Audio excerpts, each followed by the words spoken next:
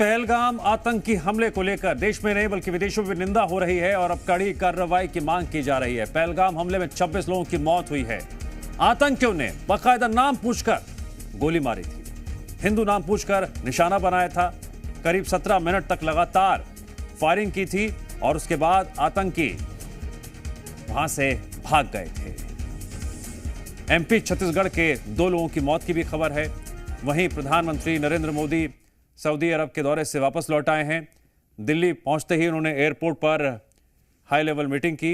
अजीत डोभाल, विदेश मंत्री जयशंकर, अधिकारियों सहित इस बैठक में कई महत्वपूर्ण बातों पर डिस्कशन हुआ। तो वहीं अपडेट यह भी आ रहा है कि आज पहलगाम पहुंचकर आज घायलों से मिलेंगे गृह मंत्री अमित शाह।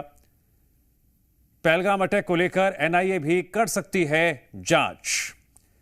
इन्वेस्टिगेशन, सिक्योरिटी और आगे की स्ट्रेटेजी और एक्शन, इन 4 बातों केंद्र बिंदु में रखकर लगातार हर अपडेट हम आप तक पहुंचा रहे हैं। आतंकियों ने बाकायदा पर्यटकों से नाम पूछा और उसके बाद फायरिंग की। पूरे देश में इस आतंकी घटना के बाद रोष है, गुस्सा है और गुस्से का उबाल लगातार बढ़ रहा है। बड़े स्तर पर कार्रवाई की मांग की जा रही है। अनंतनाग से लेकर पहलगाम तक पूरे सुरक्षा के कड़े प्रबंध किए गए हैं। इस वक्त हम जीएमसी अनंतनाग के बिल्कुल सामने खड़े हैं। कल जहां हमने भीतर रिपोर्ट किया था, लेकिन आज अंदर जाने की अनुमति नहीं है। हो सकता है कि गृह मंत्री जो है यहाँ जो पेशेंट्स हैं जो कल घायल हुए थे उस हमले में, टेरर हमले में, उनकी खबर पूछने के लिए यहाँ पर आ सकते हैं। और आप देख सकते हैं पूरा इस हॉस्पिटल को जो है, परिसर को जो है बंद कर दिया गया है। और यहाँ पर मैं आपको बता दूं, सीआरपीएफ, जम्मू कश्मीर पुलिस का स्पेशल ऑपरेशन ग्रुप जो है, कमांडोज लगा दिए गए। और कल उच्च स्तरीय बैठक हुई है अमित शाह के नेतृत्व में, जो कल दिल्ली से सीधा कश्मीर पहुंचे और श्रीनगर राजभवन में उन्होंने बैठक ली, जिसमें तमाम सिक्योरिटी ऑफिशियल्स, टॉप ऑफिशियल्स मौजूद थे और उनमें एनआईए भी शामिल था। और हो सकता है कि एनआईए को इस पूरे घटनाक्रम जो ये अटैक हुआ है उसकी जांच सौंप दी जाए और वो इसकी जांच करेंगे। एनआईए की टीम भी आज एक्सपेक्टेड है कि ये जब जान लिया गया कि ये गैर मुस्लिम है और उसके बाद उन पर हमला किया गया, गोली चलाई गई और मास किलिंग हुई है। इसे नरसंहार कहेंगे, नरसंहार हुआ है। ये पहली बार हुआ है और ये कहीं ना कहीं जम्मू कश्मीर की जो अर्थव्यवस्था है, जम्मू कश्मीर की जो शांति है, उसको पूरी जी मीडिया संवाददाता ग्राउंड पर मौजूद रहते हुए पल पल की अपडेट दे रहे हैं। अपडेट बैठक को लेकर, स्ट्रेटेजी को लेकर और जो हाल ही में कंसर्न्स हैं उनको लेकर भी। जम्मू कश्मीर में सिक्योरिटी बढ़ा दी गई है। सूत्रों के हवाले से खबर है हाई लेवल मीटिंगों का दौर भी लगातार जारी है। एक तरफ गृह मंत्री अमित शाह कल श्रीनगर पहुंच गए थे और पहुंचने के बाद ही उन्होंने तुरंत हाई लेवल बैठक की थी जिसमें एलजी और मुख्यमंत्री भी मौजूद रहे थे। आज गृह मंत्री अमित शाह घायलों से मुलाकात कर सकते हैं। कमांडर्स के साथ वो कोऑर्डिनेट करते रहे, बातचीत करते रहे और लोकल इनपुट लेते रहे, ग्राउंड पे क्या चल रहा है, सर्च ऑपरेशन की जानकारी लेते रहे। तो उसमें जो इनपुट निकल कर आया है उससे यही पता चल रहा है ये करीब 8 लोग इस पूरी घटना में शामिल हो सकते हैं। तो उन्हीं में से ये एक जिसकी तस्वीर सामने आई है, जिसके हाथ में बिल्कुल साफ दिखाई पड़ रहा है कि एक वेपन है जो ऑटोमेटिक वेपन जैसा नजर आ रहा है। और जैसी की जानकारी भी आई, जो लोग वहाँ पे चश्मदीद थे उन्होंने भी यही बताया है कि ऑटोमेटिक वेपन्स के साथ हमला किया गया। तो साफ है कि ये उस एक आतंकी की तस्वीर सामने आई है। और ऐसे भी तमाम जो लोग हैं जो इस पूरी घटना में शामिल हैं, कहीं ना कहीं अगर आप आइडेंटिफाई करेंगे, कहीं ना कहीं ऐसे तमाम फोटो और वीडियो होंगे जो जिनको आइडेंटिफाई किया जा सकता है, जिनको ढूंढा जा सकता है। लेकिन बस ज़रूरत है थोड़ा सा। पहलगाम में हुए आतंकी हमले में 6 आतंकी शामिल थे। अब तक जो इनपुट्स मिले हैं, जो जानकारी निकलकर सामने आ रही है, आतंकी इस पूरी घटना में शामिल हो सकते हैं, जिनमें 3 से 4 ऐसे लोग हैं जो डायरेक्टली हिट कर रहे थे, वहाँ मौजूद थे, जो गोलियां चला रहे थे और लोगों को मौत की घाट उतार रहे थे। लेकिन करीब 4 ऐसे लोग भी वहाँ पे मौजूद थे जो उनको सेफ पैसेज देने में या उनके पहुँचने में वहाँ पे और उनको निकालने में भी मदद कर रहे थे, क्योंकि बिना लोकल लोगों की मदद के, बिना कुछ लोगों की मदद के आतंकी बहुत आसानी से वहाँ भाग नहीं सकते। तो यही माना जा रहा है, सुरक्षा जो एजेंसियां हैं उनके पास जानकारी आ रही है कि करीब इतने 8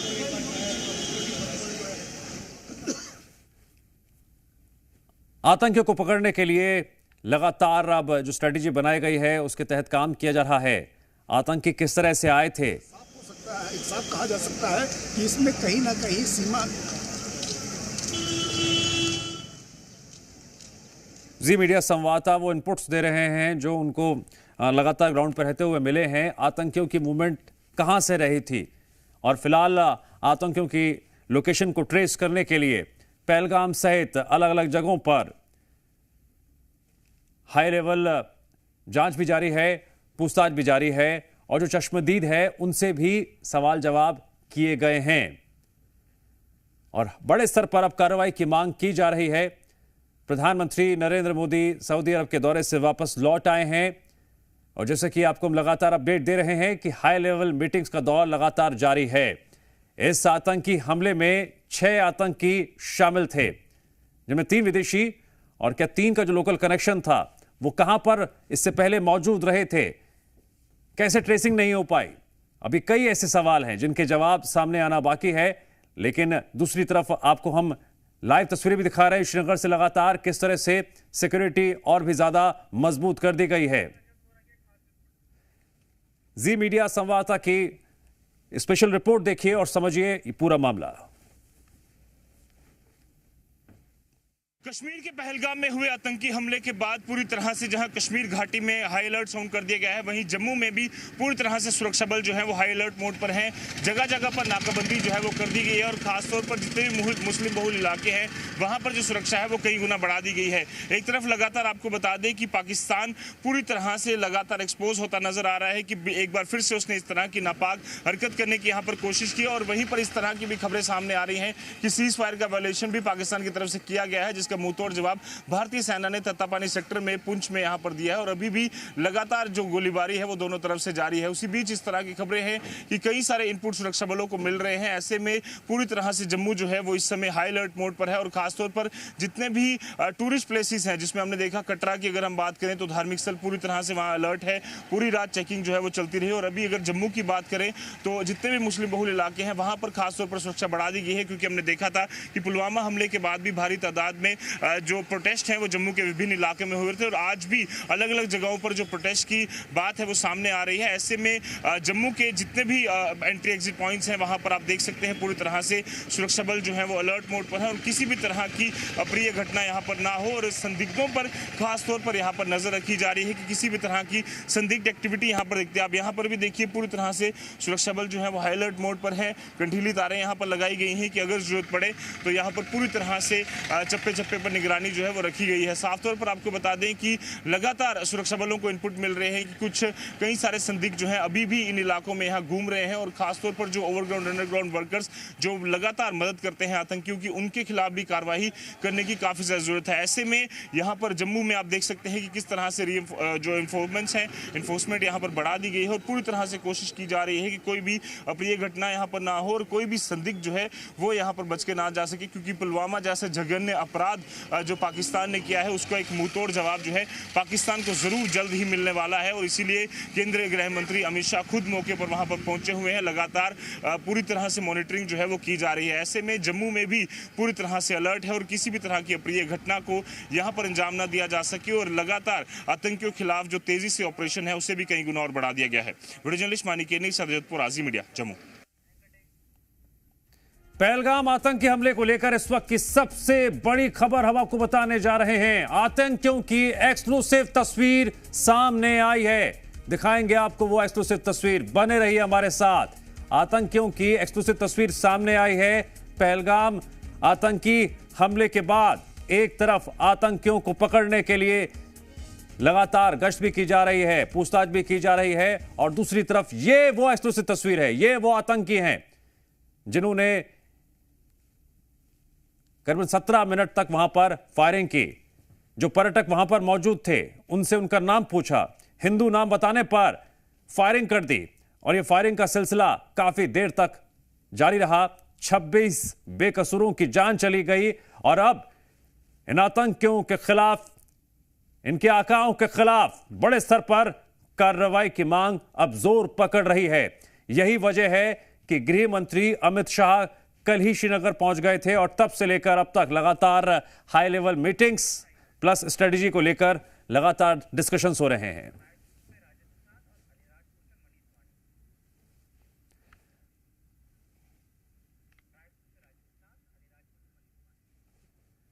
हमारे दो सहयोगी जुड़ रहे हैं। अलीराजपुर में मनीष मौजूद हैं, तो वहीं रायपुर में राजेश मौजूद हैं।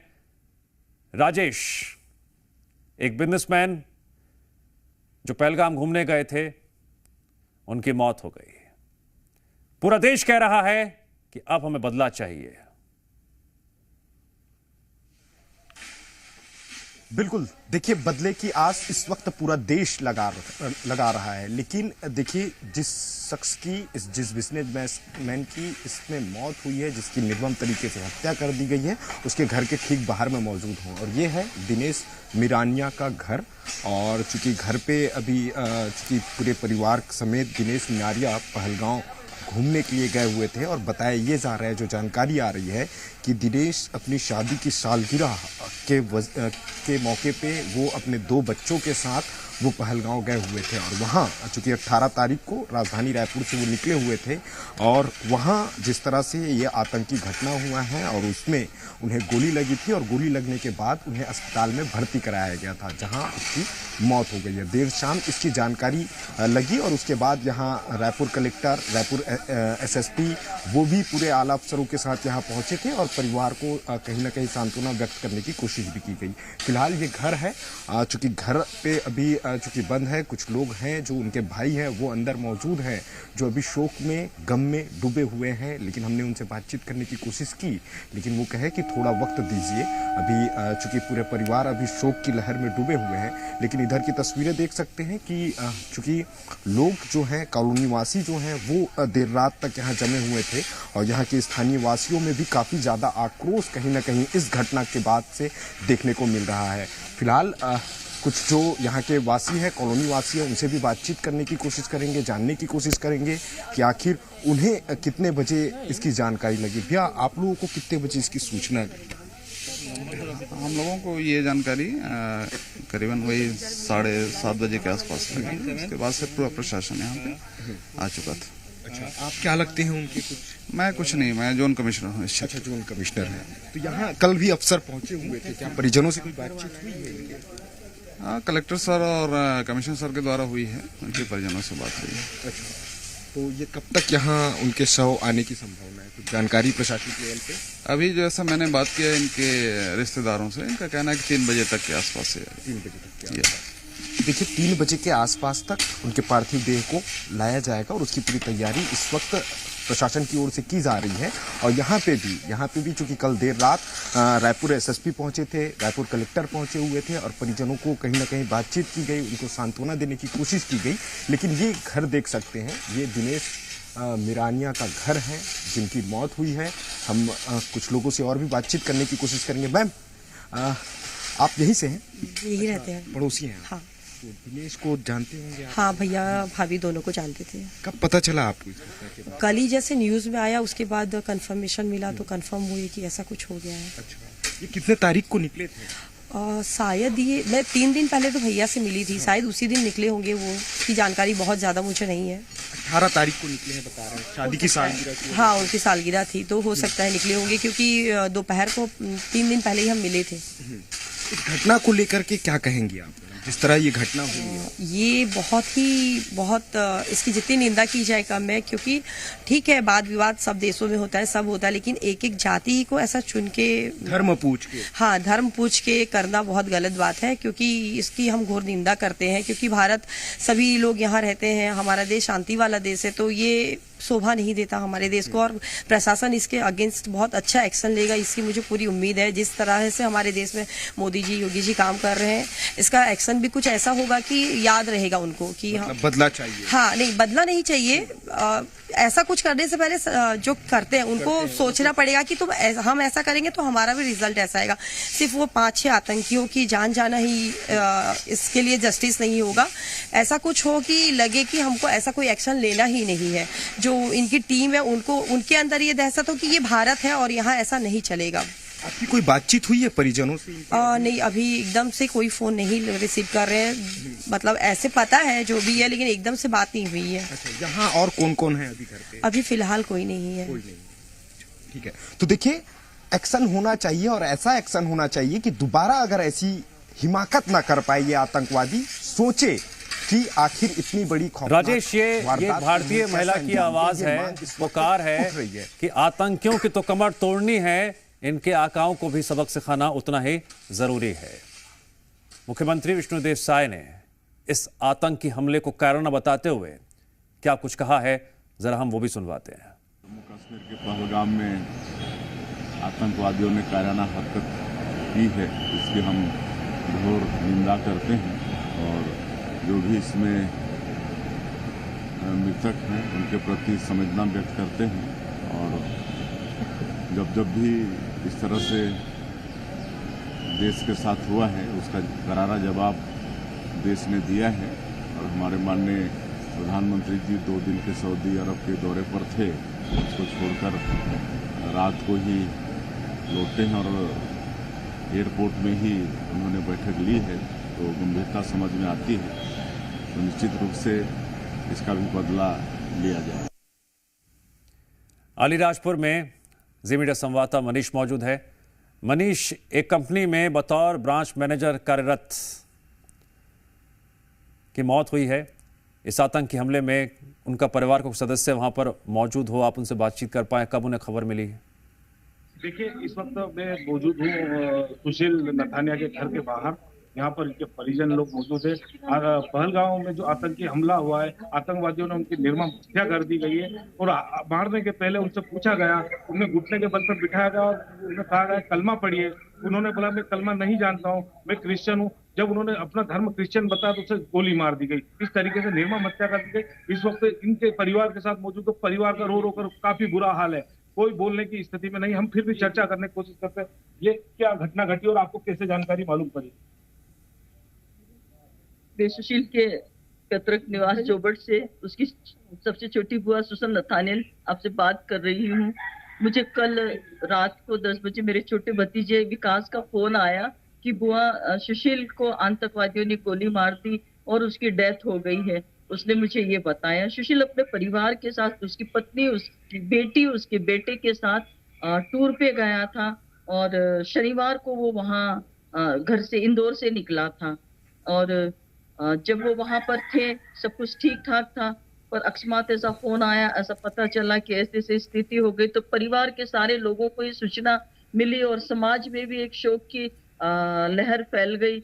और सुशील एक बहुत होनहार लड़का और होनहार व्यक्ति रहा। उसको अपने काम के प्रति बहुत मेहनत और लगन थी। वो अपने काम को बहुत चाव के साथ करता था, और अपने जितने भी वर्कर थे उनके साथ तो बहुत अच्छा व्यवहार करता था। यदि किसी वर्कर को काम करने में तकलीफ जाती थी, परेशानी जाती थी, तो वो कभी उनको धुतकारता नहीं था, डांटता नहीं था, बल्कि उनसे प्यार से कहता था कि ठीक है, अपन मिलके काम करेंगे। और वो इस तरह से उस काम को जितना सरल हो सकता था उतना वो सुगम और सरल करता था। और उसकी नौकरी के प्रति वो सबसे ज्यादा लगन और ईमानदारी थी उसकी। और मेरी सरकार प्रशासन से विनती निवेदन है कि वो उसके डेड बॉडी को सही सलामत उसके निवास स्थान इंदौर ले आए, जिससे कि उसका फ्यूनरल समय पे हो जाए। और उसका जो बेटा है जो बेरोजगार है, वो अपने पिता की जगह उसको नौकरी मिले।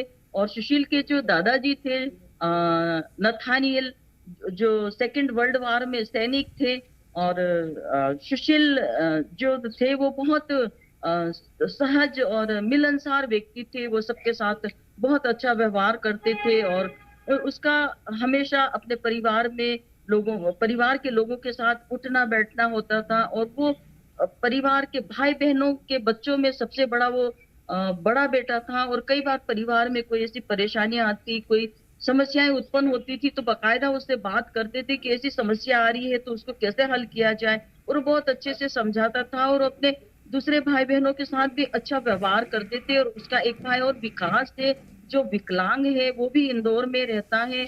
और मेरी सरकार से विनती निवेदन है कि इस आतंकवाद का कब खात्मा होगा, कब तक बहनें विधवाएं होगी, और अंतिम संस्कार के लिए उनके जो शव हैं उनके प्रियजनों को सौंपे जाएंगे कुछ देर के बाद। और ये जो तस्वीरें हैं ये जम्मू कश्मीर के पुलिस कंट्रोल रूम की हैं, जहां पर अभी सुरक्षा कर्मियों को भी जगह जगह पे तैनात किया गया है और प्रियजनों को जो है बुलाया गया है, और उनको जो है अब उनके प्रियजनों के जो शव हैं वो उनके हवाले किए जाएंगे। कैमरामैन असफर के साथ फारूक वानी, जी मीडिया श्रीनगर।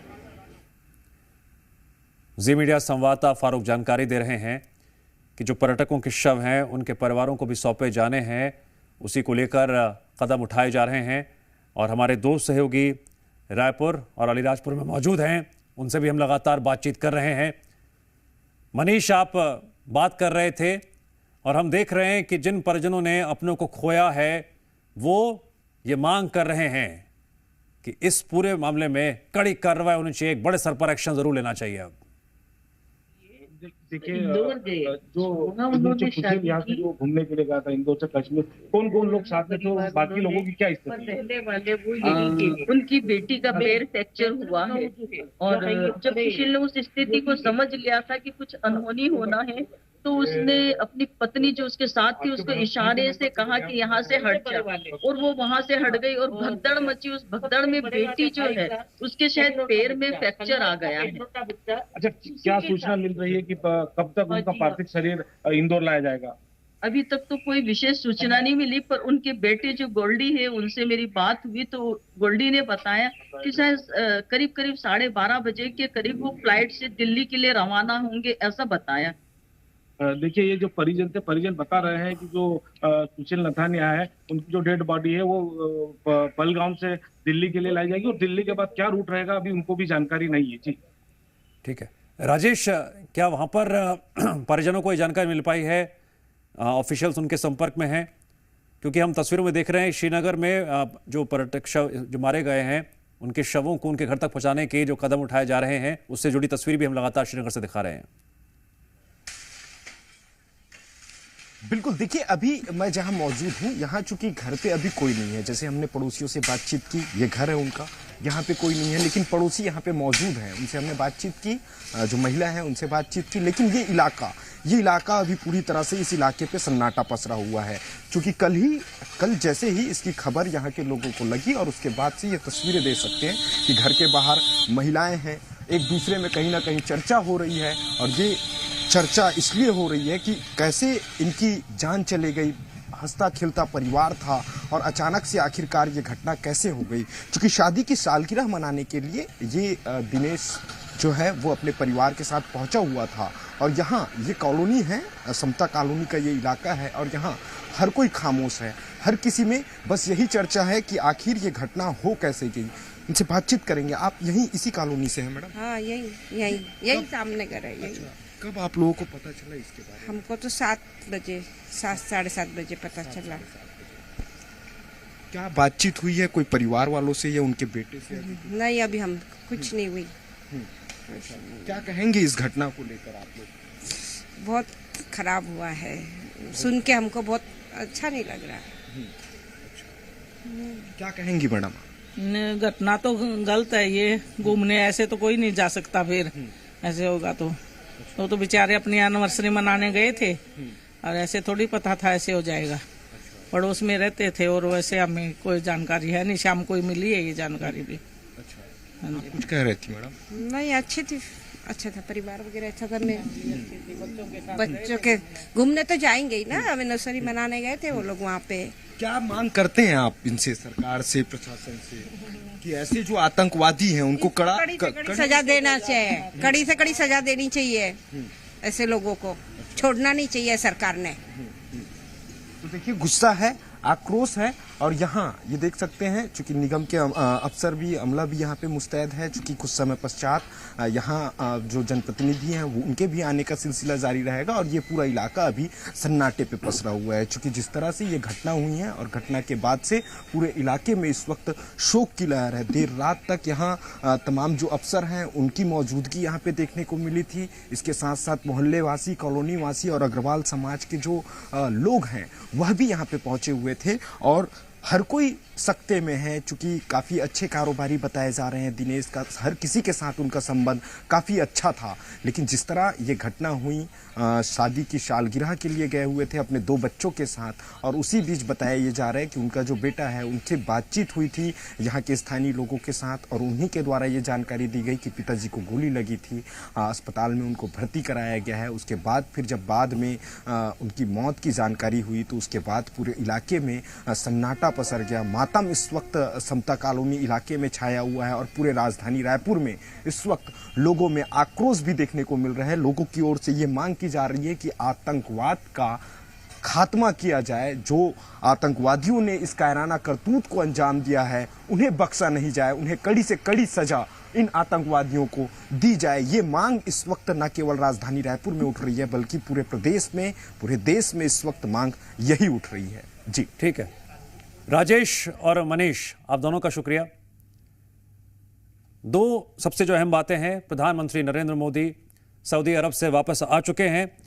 दूसरी अहम बात है, गृह मंत्री अमित शाह लगातार हाई लेवल मीटिंग कर रहे हैं।